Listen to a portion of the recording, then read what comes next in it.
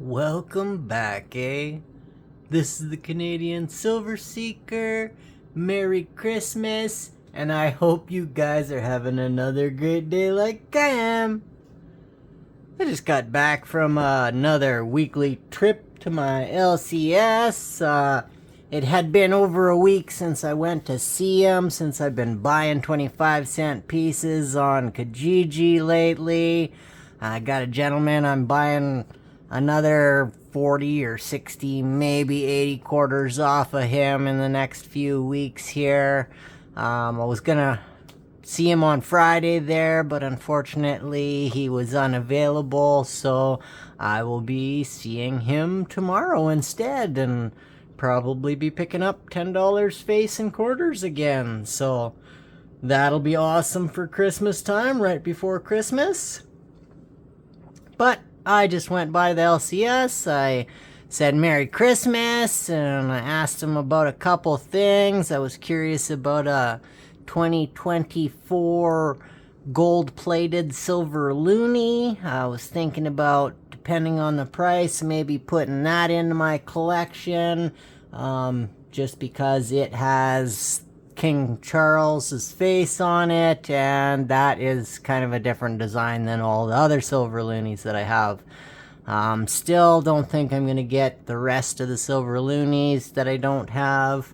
They're all the same, and they're such high premiums that just don't think I'm going to do it. So, yeah, he didn't have that loonie available. He's broken 2 or 3 out of sets, he says.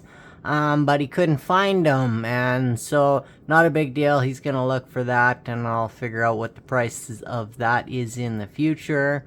I am going to ask him for 2025 to find me a damaged 1948 silver dollar.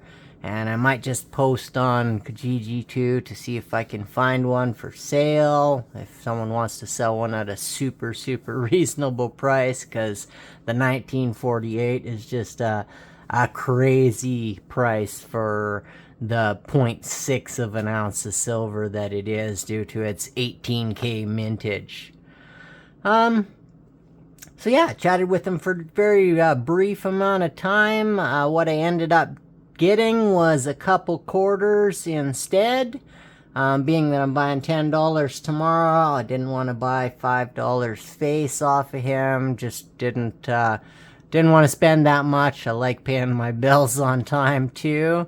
So there was only 2 quarters that I needed to fill my Whitman book here, so I figured I'd ask him for them. They were we'll pull the book out here for you guys to look at briefly. They were the 1915 here with a 242,382 mintage.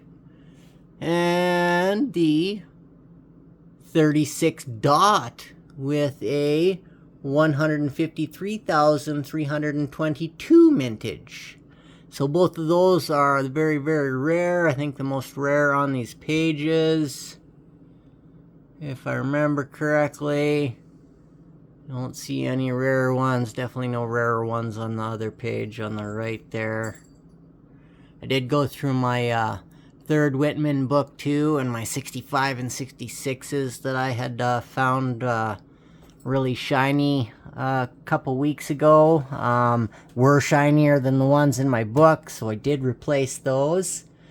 But yeah, I picked up a couple quarters here today from the LCS. We got the 1915 here, so this is made out of 925. Anything that is 1919 and before, 925 rather than 80%. So that will be awesome to put in my book. He thought he had given me one of these, and I was like, are you sure? Because I don't remember getting one. So I went through all of my piles just to make sure that maybe there wasn't one that, you know, was kind of slicked out or something, that I couldn't quite read it. But I looked at them all with the magnification on my phone there, and I definitely did not see one. So either he is mistaken, or I do remember a little while back there, I said, mentioned in one of my stories there, I went to the LCS and he let me choose from 3 bags. One of those bags I noticed had some King George V in it, but I just grabbed a random bag. The first one that hit my hand was the one I picked up. I thought, doesn't matter, I'm going to pick up the next one the next couple weeks anyways, so not a big deal. And then he ended up selling those bags to someone else, so maybe he ended up giving those bags away, or selling that one bag with the King George V in it, and maybe that had the 1915 in it. He said it was kind of worn down and scratched or something, but from what he remembered, but not a big deal. Didn't spend too much more for that one than I would have spent for the regular quarter in the bag, maybe twice the price. Same with this 1936 dot here. Wasn't too bad at all. So there is the 1936 dot. We're going to zoom in on that. I can just kind of see it there if I flick it the right way. But let's zoom in on that. So right, if you're not familiar with it, where this is going to be, it's right down by my thumbnail there, right in between the ribbon. There, if you, right there, right, my thumbnail is almost on it there. Little dot in between those 2 ribbons there, it's fairly easy to see. That is the 1936 dot. And apparently that's one of the rarest ones, but it's fairly easy to acquire. You can find it, I believe, on Colonial Acres right now. Let me zoom back out here for you guys.